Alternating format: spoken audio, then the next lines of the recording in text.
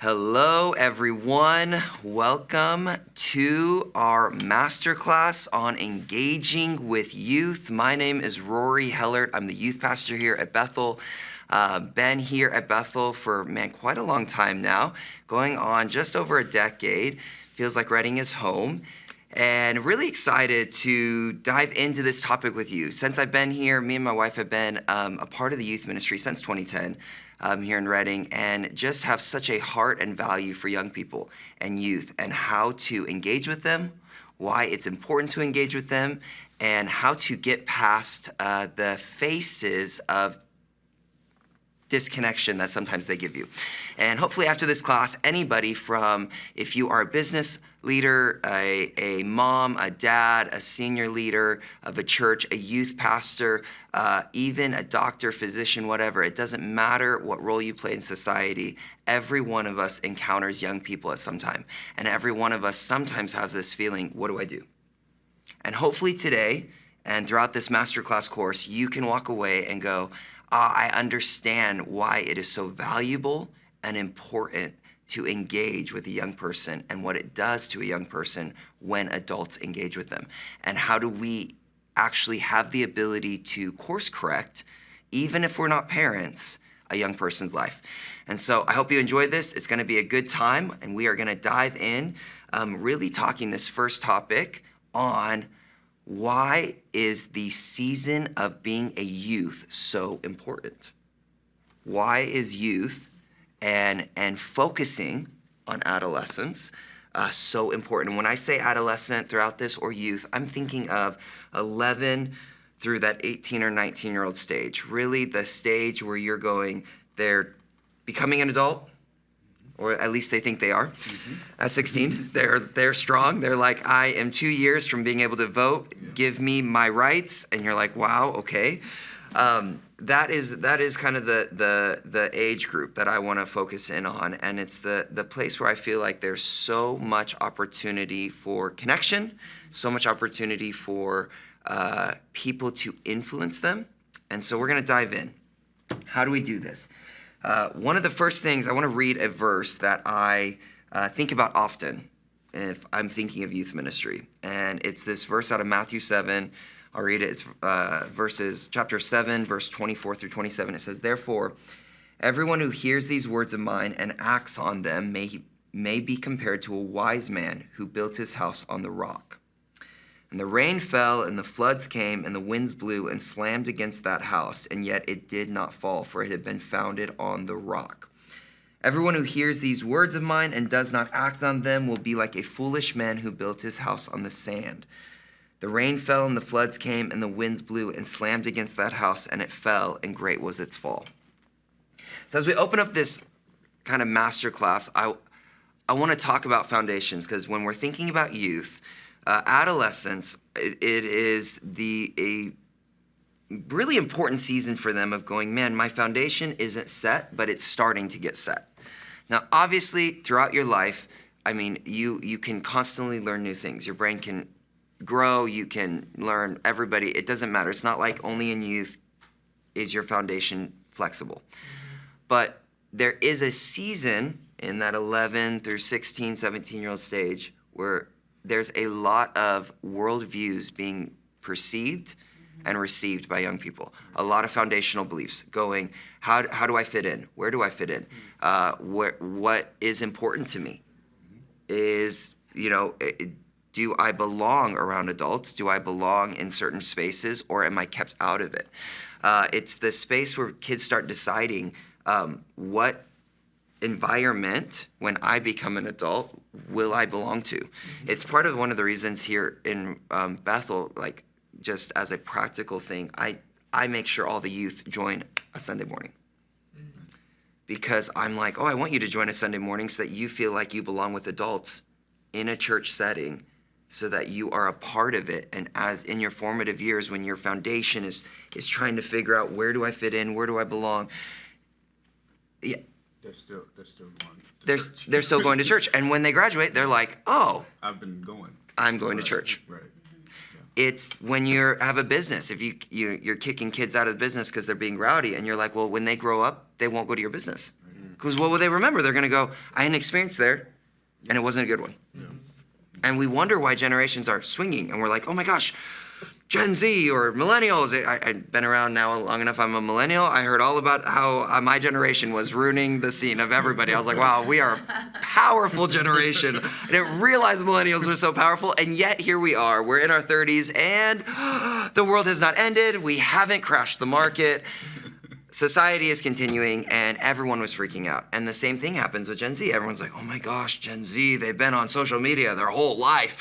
What is happening? We don't know. And I'm like, well, they're probably going to continue, and they're still human beings. And yeah, if we treat them like that, they're not going to engage with you. They're going to engage with other people that don't feel that way. Yeah. And I think a lot of times, even in the church, and obviously all of us in this room, we love Jesus, we're believers. In the church, it's our responsibility to make sure that youth feel like they belong in church and not just in the youth hall, in the youth center, in the back room where they can be loud and rowdy and, hey, don't interrupt anything else we're doing. Oh, man, they're running through the halls again. They're so loud. Right there, you are teaching like, hey, you're teaching that the next generation doesn't belong. And my hope and heart of this whole class would be for people to go, oh, it is vital if we want a thriving church in 20 and 30 years, it is vital that we start bringing in Gen Z, bringing them close. Even Alpha's about to come up. They're already 10 or 11, which is crazy. They're in our junior high. If we don't know how to bring younger generations along with us, we then complain about how we lose them. And I'm like, we could change that perspective. And I think it really hit millennials hard because everyone freaked out. And then we wonder why there's so many deconstruction movements in millennials happening right now because they weren't brought in. And so with this belief, how do we do this and why is it so important and why would it be necessary to lean into youth right now and go, hey, if their foundation isn't quite set, why is that important, and what am I going to do to help enforce a solid foundation of Bible, of belonging, of connection, of you are a part of the community. You're a part of the community. And something that I did some research on, I kind of geek out sometimes. I don't know if it's good, but I love researching and learning stuff. But just figuring out is our kids, does nurturing and belonging and safety affect a kid's life long term, or does it just affect a kid in that season? Does it just affect like, oh, is it good to have nurturing and loving and belonging in a kid's life, and is it just because that creates just a more confident kid, or does it actually do something long term that affects people and how they interact? And so in this study, there was a study that found children who received a lot of cognitive stimulation or nurturing parents interaction, okay? Mind interaction, meaning like, hey, I'm going to get on your level and I'm going to talk to you. I'm going to make you feel like you are part of this house. So if you want something or need something, I'm not going to talk to you up here while the kid's down here. I'm going to get on their level and I'm going to engage with them. Those kids had a thicker outer layer of their cortex, of their brain, which plays a role in thinking and memory. Okay, so why would this, in my brain as I'm learning this stuff, I'm like, why is this important? Kids and youth, so this is for kids, if a physical change of your brain happens because parents treat you a certain way, and it connects something and actually affects your whole life, how much more is this happening throughout our lives as kids are going, do I belong? Are you going to talk to me like I belong? Or are you going to talk to me like I'm an annoyance? I'm loud. I'm the distraction. I'm the problem. I'm the kid that can't sit still. And the parent's like, I just want to go to church. I just want to go to this class. And I get it. I mean, I have 3 kids. I get it. Like, you can sometimes feel that, wow, I just need a space of like,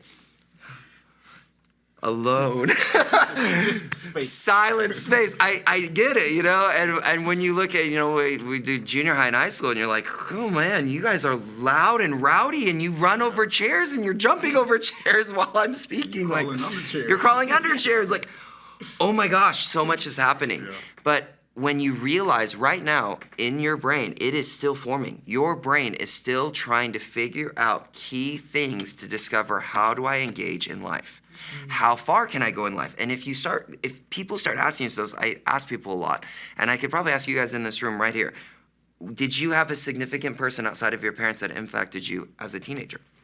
100%. Okay, who was it? Yeah, it was Mr. J. Mr. J. Who was it? It was a youth pastor named Griffin. Yeah, Griffin. Who was it? It was an English teacher. English teacher. Okay. Youth leader named Gabe. Come on. For me, it was a youth leader and a youth pastor that helped me, that literally, outside of my parents, had a significant impact. This is important because sometimes we think all parents hold a primary role. There's no question. Parents hold a primary role on influencing kids. But the community around youth hold a secondary, very important role that can also impact where a kid goes. I think even in my story, I think what's so cool about, us talking about engaging youth, this isn't just for youth pastors, because Mr. J, he wasn't a youth pastor. I didn't even know what a youth pastor was growing up. He was the senior pastor of my church. Come on. And he made a significant impact on my life while pastoring the entire congregation. I love that.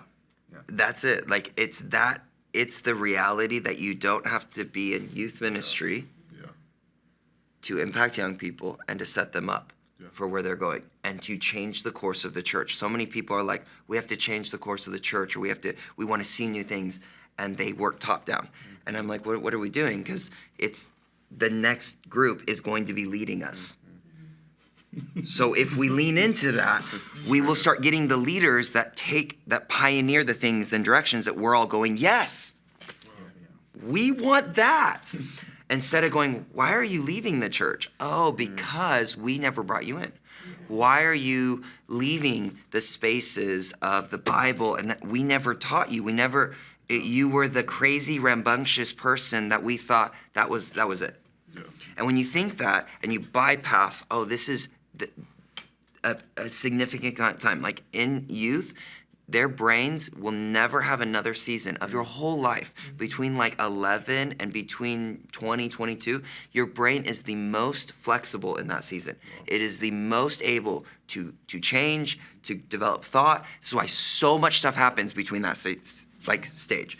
And yet, how many of us are like, back room, go.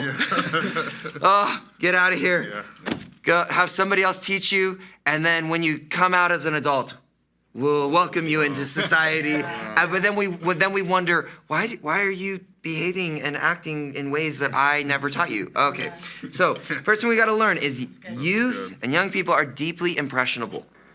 Deeply impressionable. This is part of that brain plasticity that I am learning about, that I'm diving into, going, the brain wants to change and wants to learn and wants to grow. And it is so heightened in this season that they are so impressionable, and they're figuring out, what is love? Where do I belong? What is my purpose? Like, these are the big questions that youth are asking. Where am I going in my future? Who am I going to become in my future? What impact am I going to make? And so many young people, because of environments, even like you can have a rough parent and yet have a school teacher or a principal or a senior pastor or even a business person reach out and go, I believe in you. I mean, I've heard it, countless stories where a kid's like, my parents don't think I can hold down a job. Nobody believes in me. And then a job randomly is like, I want you. And the kid's like, you want me? And it changes their life. And instantly they become what? They learn how to hold a job, work, provide for their family, and they would attribute it back to one person believing in them. My heart would be, what if a lot of us started doing this? What if a lot of us started, the next time we saw a youth that was being youthy and was throwing stuff and was running on cars and running under cars and throwing rocks in a parking lot. We've had all of this happen. And trying to see, can I break the exit sign? Does it break? And then they find out it does because they throw something at it and it breaks and falls off the ground. Like, does the fire extinguisher actually release something? Yes, it does. Oh, okay. All of this has happened. Yes. And you can sometimes go, you have the thought, why aren't you thinking? Instead of going, I want to influence how you think. It's just different. You can either get frustrated, why aren't you thinking? Or you realize you are trying to figure out how the world works. You're still trying to figure out how the world works. That's why you did that. You didn't know, and no one told you. And I can either get mad at you and you can learn, don't ask an adult. Like, oh, adults get mad, don't ask an adult. Again, impressionable. Don't ask an adult. I had an adult get mad at me, so I learned, ask my peer. Hey, so do you know what this does? Internet, Google. The only thing the social media and internet world, I believe, has done is it has just made it easier for kids not to re-engage in connection. Yeah. All it's done is gone, if an adult does not answer my questions and doesn't lean in, I have another source that I can go to called Google. And so people are freaking out because they think, oh, the internet is so scary. And I'm like, it's only scary when you let it be the adult, the parent. When you stop being the person the kid goes, a kid will always go to a person and go, what does this mean? They're not going to type it in. Most kids will not type it in at first. They're going to ask the moment that response, how that response happens is whether a kid goes, I can keep going to adults, or they go, okay, I'm going to try my phone now because I don't know what that means and I want to know. This is about sex. This is relationships. This is God real? Is encounters real? Why should I believe in the Bible? This is all of this. Yeah. Where do I find my significance? Where do I find significance? But this is what I'm hoping we can change in the view of adults and people that are 20 and older to go, it is pivotal that we engage with young people, no matter who we are in society. It's pivotal. This isn't the job of a select few. It's the job of society to go, we will raise up the next group of people that are eventually going to take our place and take us further. Okay, so we love that. Any thoughts or questions by anybody as we dial in? I'll just keep asking. Something I want to share too on impressionability is one of the, for me, a benefit of young people being so impressionable is that they also don't question or think about risk as much.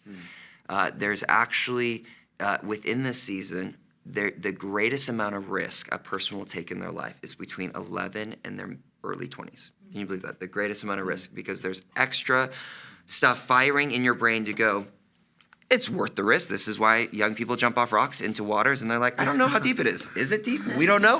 We're going. You never see an adult do that. And once you hit your 30s, adults like, if I do that, I won't wake up tomorrow possibly. Like my back will be done. Even if I land well, my feet will hurt. My toes will hurt. Like young people are like, the cost is too great. Like we just think of the cost. Young person like, this is the only chance I'll get. I'm going to do it. Yeah. So true. Like this, I'm going to do it. I'm going to jump off the rock. I'm going to go after this. But one of the advantages I have found in that is that because young people don't risk or don't think about risk in the same way adults do, they still think about it. They just don't think about it and weigh it out in the same way adults do. Yeah. This is why they take more risk.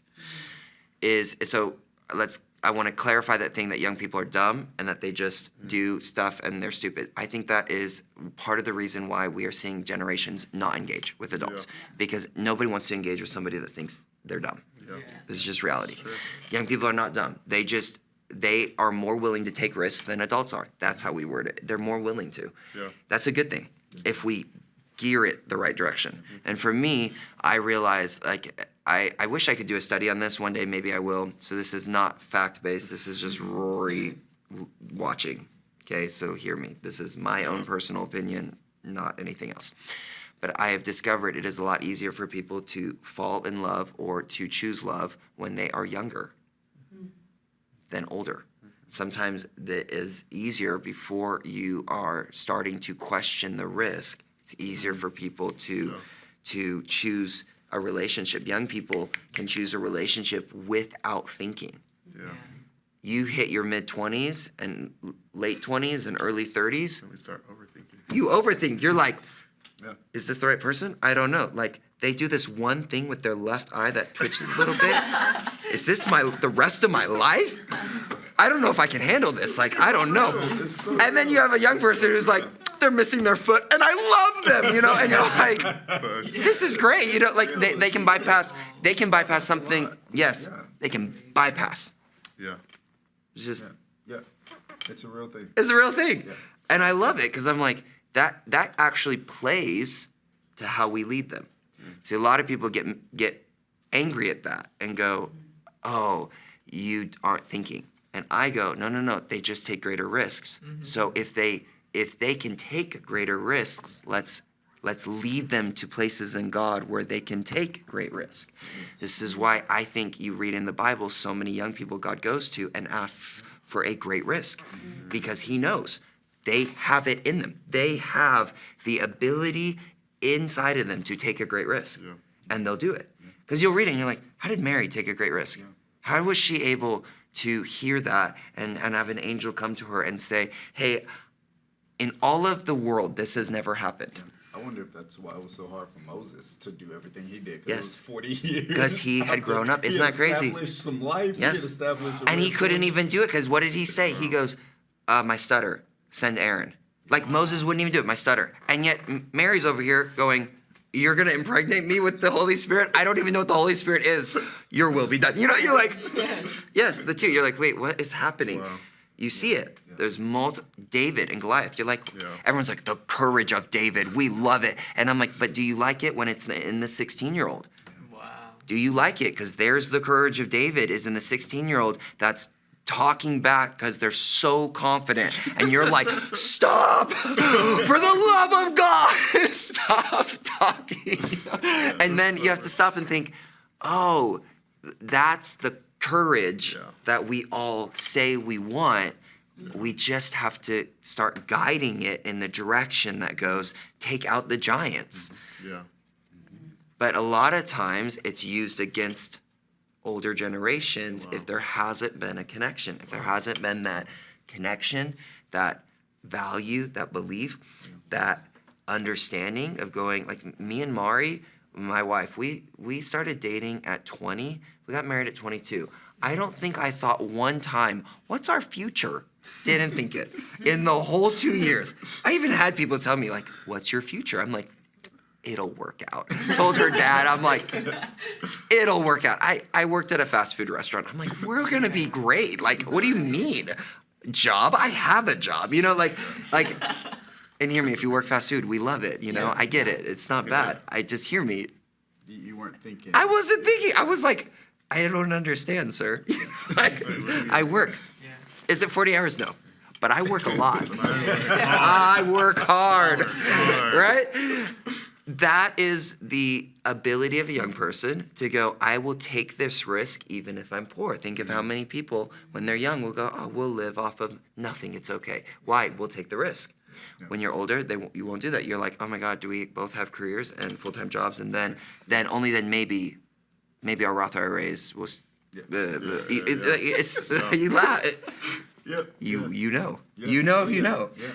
This is the stuff that I want to bring awareness to and go, it is crucial right now that adults everywhere, every environment, no matter where you're at in society, it is all of our responsibility to engage with young people and start going, hey, how are we as adults going to guide you with your parents? This is a community effort. This isn't just for people that are like, I have a heart for youth. I'm like, it's a heart for people. I think it's why, for me, I love the fact that in the Bible, there's no youth pastor, there's no children's pastor, there's no worship pastor. There's none of these roles that we like to categorize in the church. Because it was supposed to be the believer's job. It is the believer's job to love people. Jesus did not change up. Oh, hey, you, the only people you got to love, 0 to 5. Those babies, 0 to 5. Your role, and you, I'll give you 6 to 12. That's a good one, yeah.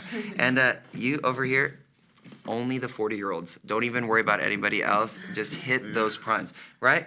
That never happens. But in our society, everyone is trying to go, where am I called to? Where am I called to? Who am I called to? And that also, if I can change that language and really maybe provoke our millennials that are watching, I am one, I get it. I am very, I have done this in my life and have had to walk through this of going, oh, I am trying to find where I belong.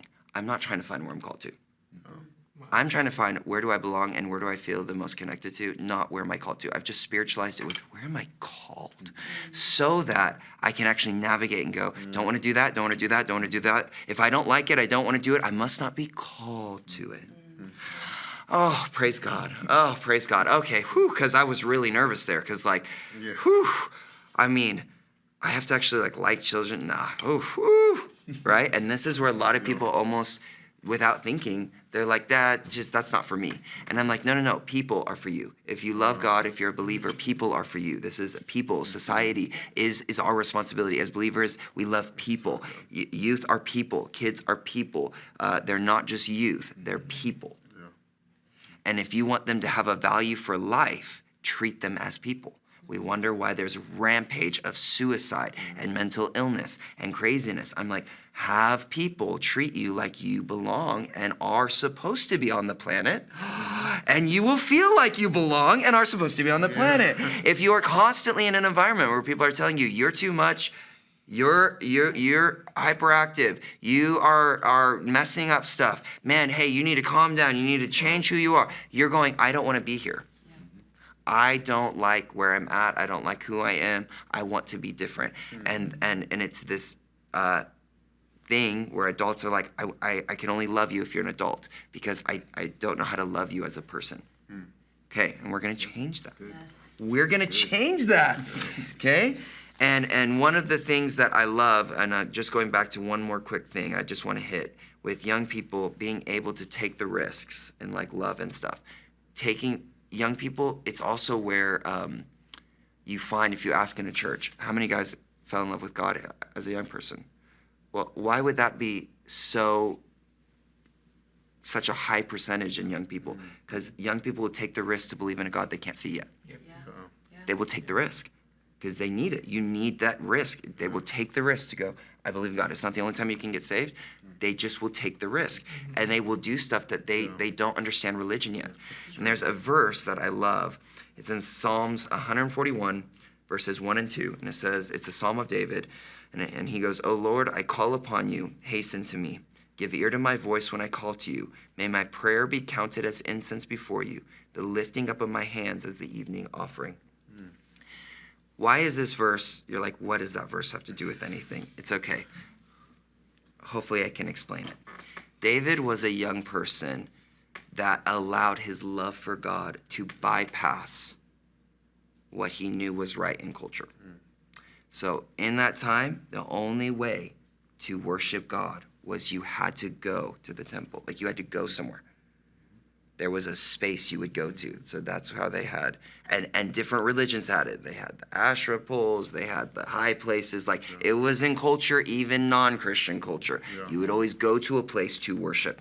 David does something that no one else does in the Bible. He is with sheep in the field, and he goes, okay, God, I can't get to that place, but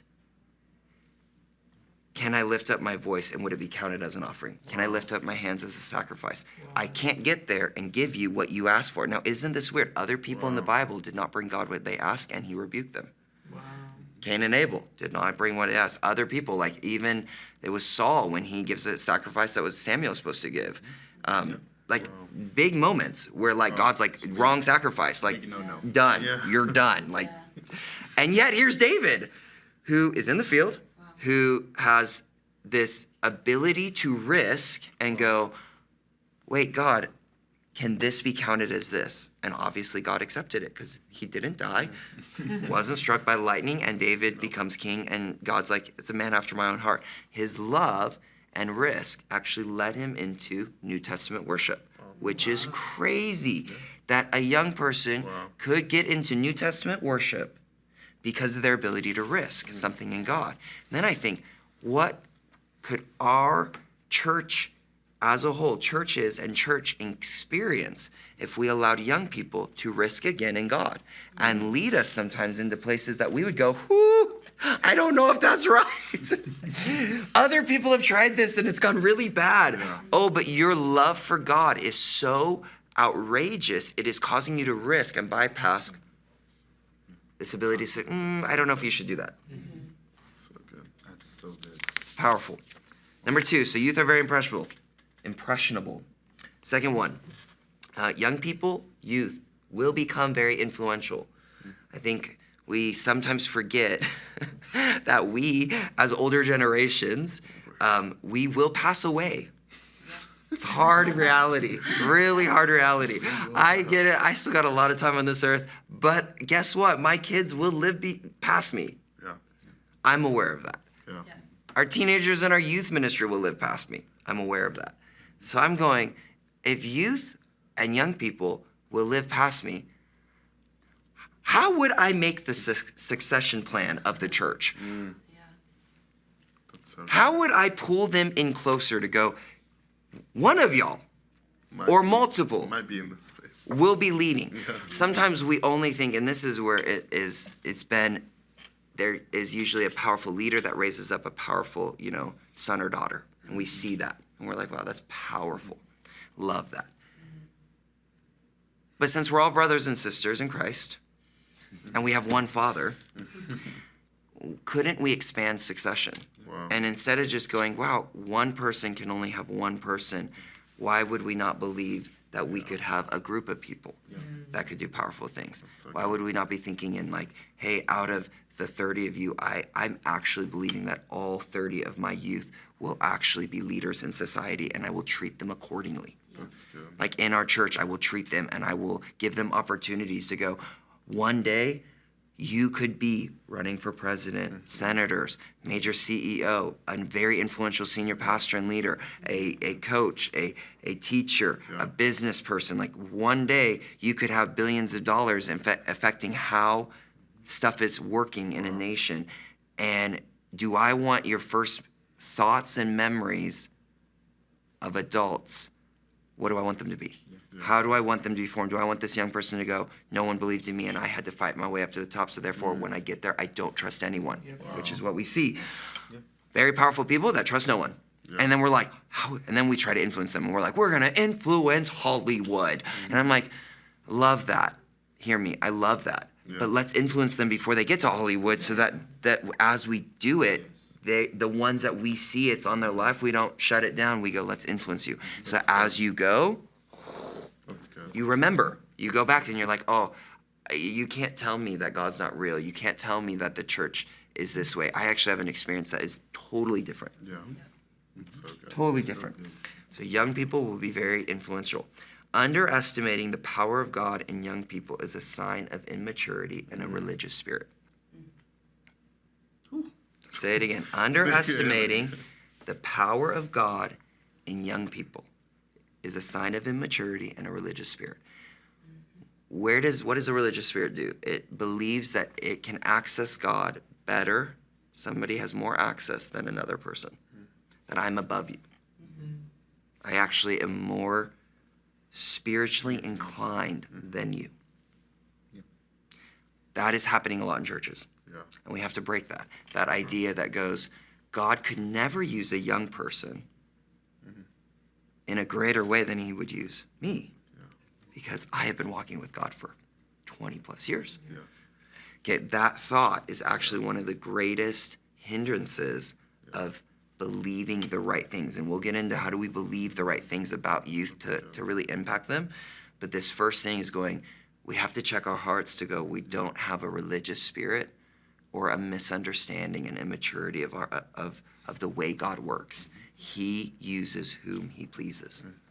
He doesn't look at the outward appearance. This is why it was hard for even the prophet to see David, because he saw his brother. He doesn't look. And God's like, oh, I don't look the way man looks. I look at the heart. Meaning, man without the Holy Spirit will always look at the outward appearance. Yes. And even Paul's like, don't look at the outward appearance. Actually, remove all of what outwardly would define you, Yeah. because we're one in Christ. Like, remove all of that other stuff, because actually see each other after the Spirit. Look at each other after the Spirit. When you do that, you go, oh, God can use that 13-year-old to spark something in our church that the person that's been walking with God for 40 years might not be able to. That doesn't mean one is better than the other. Doesn't mean youth are more important than the other. It's not that. It's not a value system. It's just God wants to use people, and he wants to impact community, and he will use any That's good. space of community to impact it. And sometimes we only put our hope in the older, mature adults. Yes. That's so good. It sounds like what you're saying is usually we think youth can impact youth and not actually impact any other culture or space in our environment. But it sounds like you're like, Yes. no, we have to believe that we can cross We can and cross. actually engage. I think it's key to the generations coming back together and not feeling so separate. Is going that honoring of different generations. When an adult honors a young person, the natural so good. response, what is it? The young person has just learned honor. Wow. So what's the young person going to do? Honor the adult. They're going to go, well, of course I'm going to honor you, and I've got your back now because Yeah. I feel the belief. Wow. And you just said I could do something powerful for God in this moment. Why would I not then? Yeah. I'm with you. It's It's almost like we've wanted to influence the next generation, but we're not letting the next generation influence us. Yes. Whoa. yes. Yeah.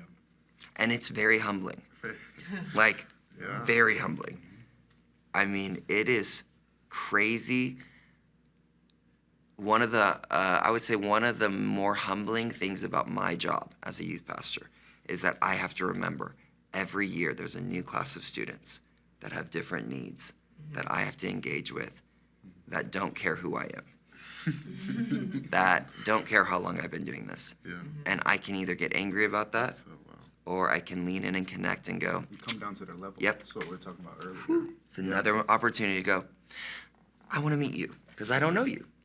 And I could either use my title, my position, my standing, and go, you should get to know me. Because that's usually the thing, is like, you should get to know me. Like, hey, if you want to be close, get to know me. I've even heard like, hey, if you want to be around me, then you make the choice to be around me. And I'm like, that doesn't work because I can't do that with my kids. like my kids are like this. They're like, Dad, I don't care what you're doing. Come. My 2-year-old doesn't go like, okay, Dad, I'm gonna sit on your lap while you read your book because I just want to be with you. No, she's like, come play babies now. Like, and I'm going into her space. Yes. And I have to sit down and I have to engage. Right. We have it a little backwards. Yeah. And it is painful because it's so humbling to go, I'm going to get down on this level because I see a bigger future for you. I believe in a bigger future. And if our future is bright as a church, then I have to see that brightness in youth because that's where it lies. It's not just in this like euphoric, like the future is so bright. Look, it's coming. You're like, it is coming. Yeah. Look, it's coming. Yeah. It's coming. They're growing. It's coming. Yeah. But you're looking over here and they're right here. Right. And you have to see past some of the puberty, hormones, Awkward. awkward emotions, rage, all the stuff, Yeah. all the wonderful things that youth have that you're like, wow. That's so Okay. The third thing, young people are untapped gold mines. God created, Genesis 1:26, God created man in his own image, in the image of God he created the male and female. And he said it's very good. One of the core foundational beliefs I have carried in youth ministry and working with youth is that God places gold inside of every person. It's my job as a leader, as a father, to pull that gold out and to expose it and to go, hey, there's a lot of dirt, and a young person is either gold is always buried in dirt. So either a young person will look in the mirror and see their dirt, and that's all they'll see. And what do we see? When you can tell when a young person only sees the dirt in their life because they act accordingly. So don't ever get angry at a young person acting like dirt. Just go, oh, when you look in the mirror, that's the only revelation someone has showed you. This is very important. Like, that's it. Every person, every kid that ever acts out, I know right away, something at home. I mean, this is crazy. I will say maybe not every person. I will say generalize so that I don't impact or hurt anybody listening. It has been rare for me to ever see a kid act out or have a poor belief without something happening at home. It's very rare. Because, again, parents are your first primary source of safety, belonging, belief, connection, all of that. And parents, hear me. Even studies, you have it through 18. Parents through 18 are the primary source of a kid's influence. And then their peers start matching their parents as they get older, but the parents still carry. Parent, peer. So there's a strong need to go, how do I see a young person? And then as adults, we have to go, oh, wow, if I watch a young person walking around and all they see is dirt, I have to get on their level, gain that connection to call out gold. And to go, hey, no, let me look. I'm going to show you what I see in the mirror. Yeah. Even if you don't believe this, I'm going to tell you over and over So good. until you believe it. Because if you keep thinking that you're just dirt, you're going to behave like you're just dirt. You're going to believe for your life that you're just dirt. You're going to get walked on because that's what dirt gets. Dirt gets walked on. So then I'm going to get mad at you and go, why aren't you have aspirations, going for stuff, take risks? Oh, you can't because you believe you're dirt. Yeah. That sucks. Yep. It's probably the worst. It's the saddest thing I see working with youth is when I know all you think of yourself is that you're dirt. Yeah. This is it. And no one has told you otherwise. And that's why you allow your friends to walk on you. You allow teachers to walk on you. You allow everybody in society to walk on you. And you don't think it's a problem. Wow. Our job as adults, if we see that, is to go, okay, now it's my job to pull out the gold again. So a young person, even if I get them at 16, I start going, hey, no, it's not just dirt. Look at this. There's something else. Do you see this other thing in you? Hey, do you see this other thing? Hey, I actually believe in this other thing so much, I'm going to give you an opportunity so that you can see it's in you. That's terrifying because what if they're not stable? They probably won't be. Youth, there's no such, a stable youth has a lot of emotion. So please hear me. The most stable of them, the most sound youth. You know? So true. Our most stable kids that love God with their whole hearts Yes. experience a wide range of emotions in 7 minutes. Wow. And you're like, you're doing okay. Why is that? Because this is the season you're going to experience the most emotion. You're going to take the most risk. You're learning the most. And it's my job to understand that, but then to call out the gold, to call out the good stuff, So good. to call out the things that I'm like, that's your future. Yeah. It's to say, hey, yeah, you're smart enough to go to school. Yeah. Hey, don't let anybody tell you you're not smart enough. You can do it. Don't even worry about it. How do you know? If you got an F in something, that doesn't mean anything. It sounds crazy. I've had kids that they get 1 F or D. Because of the response of parents, the kid will now start getting more Fs and Ds because they actually think, oh no. Or the parent goes, hey, we're going to work harder. It's okay. Don't worry about it. It's just one thing. Move on next time. And the kid bounces right back. It's crazy how fast a kid can bounce back. I'll share a testimony to kind of end this time that I'm just thinking of right now that I would say shows the impact an adult can have even without knowing it.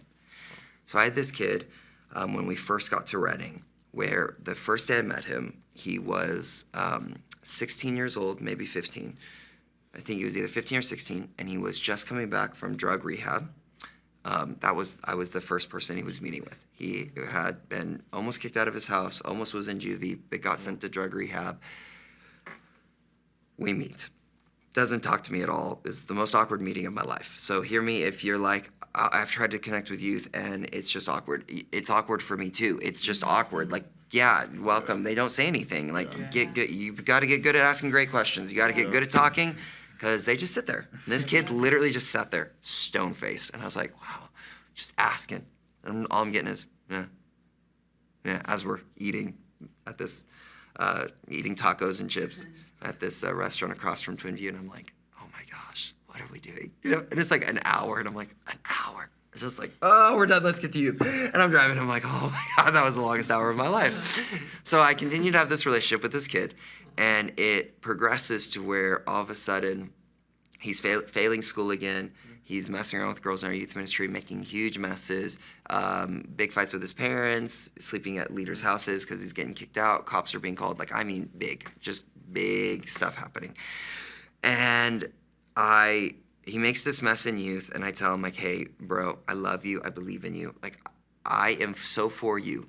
So for you. And I'm telling him all the great stuff I believe about him. Now you have to hear me. There's been nothing that has shown the gold. I have had to dig and believe. There's nothing. There's not been a moment.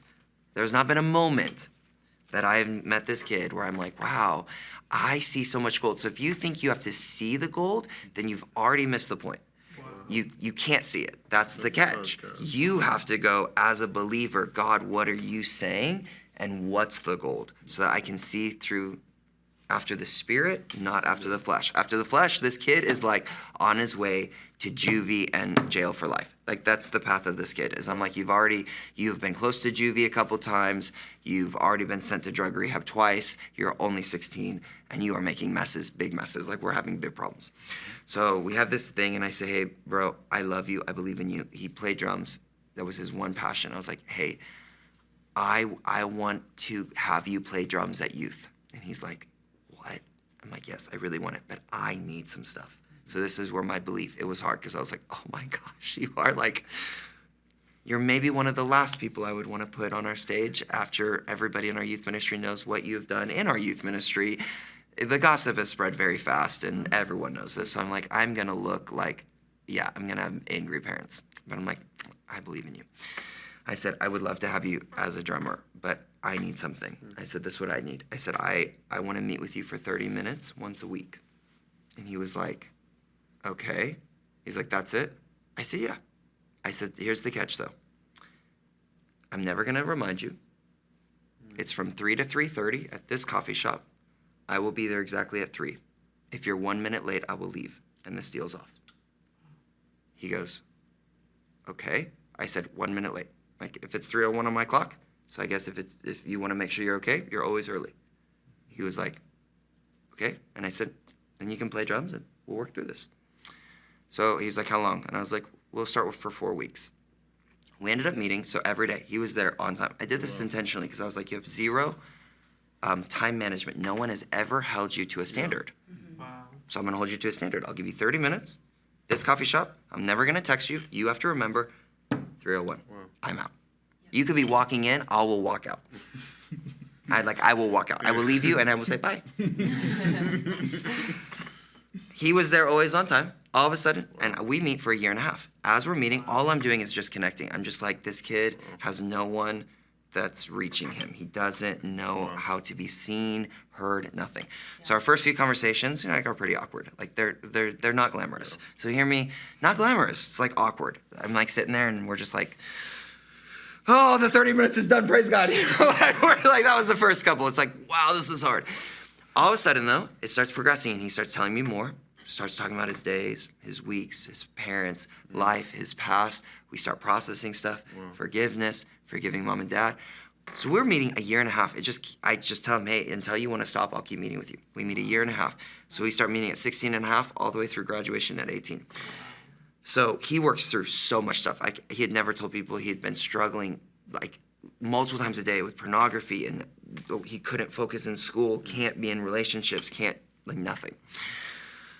We get up, so I'm just meeting. We get to his graduation. I get invited. I'm so excited to be there. I'm showing up, and it's at a big, high school here in Reading. And I'm sitting there with his parents, and his mom leans over to me and goes, hey, I've just never gotten the chance to thank you for tutoring my son. And I was like, wait, what do you mean? I said, well, thanks. I don't think I've actually tutored him. And she goes, what do you mean you haven't tutored him? And I was like, well, I've never helped him with his schoolwork. And she goes, what do you guys do on Wednesdays? I thought he, from 3 to 3:30? And I was like, no, we just talked. And she goes, what? She was like, ever since he started meeting with you, he goes, we're Fs. Never gotten above an F. And it's like nothing. Always Fs. She goes, after he started meeting with you, instantly the next semester, all A's and B's. And he graduated the rest of senior year, all A's and B's. She goes, I thought you were tutoring him. And I said, no, I was just helping him be seen.